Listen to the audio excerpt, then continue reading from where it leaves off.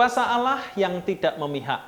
Shalom jemaat yang terkasih di dalam Tuhan. Pada pagi hari ini kita kembali merenungkan firman Tuhan yang terambil dari Ibrani pasal yang ke-10 ayat yang ke-14. Sebab oleh satu korban saja ia telah menyempurnakan untuk selama-lamanya mereka yang ia kuduskan. Suatu ketika seorang anak sekira usia 10 tahunan datang kepada papahnya dan meminta maaf karena kesalahan yang dia tidak sengaja buat. Papahnya memaafkannya dan anak itu pun memeluk papahnya sambil menangis terharu sebab ia telah diampuni. Siang harinya sang anak datang kembali kepada papahnya dan meminta agar kesalahannya yang itu dimaafkan kembali. Sang papa berkata, "Nak, kesalahanmu sudah papa maafkan. Papa mengampunimu." Anak itu memeluk papahnya lagi. Sore harinya sang anak datang dan meminta maaf lagi kepada papahnya. Sekali lagi papanya berkata, "Nak, Papa sudah mengampuni kamu." Malam harinya, si anak datang lagi dan minta ampun lagi kepada papanya.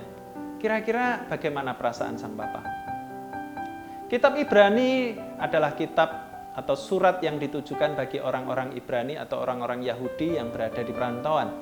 Kitab Ibrani juga tidak diketahui siapa penulisnya meskipun banyak yang beranggapan salah satu dari tulisan Paulus. Namun pandangan ini tidak memiliki landasan yang kuat. Mengapa? Karena gaya penulisan kitab Ibrani sangat berbeda dengan tulisan atau surat-surat Paulus yang lainnya.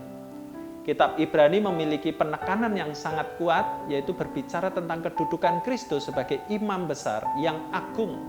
Salah satu tugas utama seorang imam adalah mempersembahkan korban kepada Allah. Namun Yesus berbeda dengan imam pada umumnya atau imam biasa. Sebab jika imam yang lainnya berulang kali harus membawa korban untuk selalu mengingatkan akan dosa-dosa umatnya. Yesus hanya satu kali mempersembahkan dirinya untuk menghapus dosa umatnya. Darah binatang tidak mungkin menghapus dosa manusia, tetapi darah anak domba Allah menyucikan dan menguduskan dosa kita semua. Bagaikan deterjen yang sanggup membersihkan segala noda, demikian pula darah Kristus sanggup membersihkan segala dosa dan pelanggaran kita. Syukur kepada Allah yang oleh karena kasih karunia-Nya dan kuasa-Nya yang tidak memihak, sehingga kita dilayakkan untuk datang kepadanya. Maka dosa kita diampuninya seluruhnya dan sampai selama-lamanya.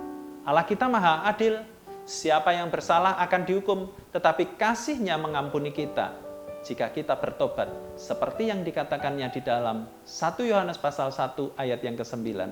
Jika kita mengaku dosa kita, maka Ia adalah setia dan adil, sehingga Ia akan mengampuni segala dosa kita dan menyucikan kita dari segala kejahatan kita. Mari kita berdoa. Tuhan Bapa kami yang di sorga, kami datang ke hadapan-Mu, meskipun berulang kali kami jatuh di dalam dosa. Kami menyakiti hati-Mu dan melukai-Mu, Tuhan. Kiranya Tuhan berkenan mengampuni kami menurut besar kasih setia-Mu. Tuhan, kami bersyukur darah-Mu sangat efektif untuk menghapuskan dosa-dosa yang telah kami lakukan dan bahkan yang akan kami lakukan. Tuhan sudah menebus kami di atas kayu salib. Dengan darah-Mu yang mulia, kami semua sudah diampuni. Terima kasih Tuhan buat kasih-Mu yang sempurna untuk setiap kami. Dengar doa syukur kami, dalam nama Tuhan Yesus kami berdoa. Amin. Tuhan Yesus memberkati saudara semua. Sampai jumpa lagi.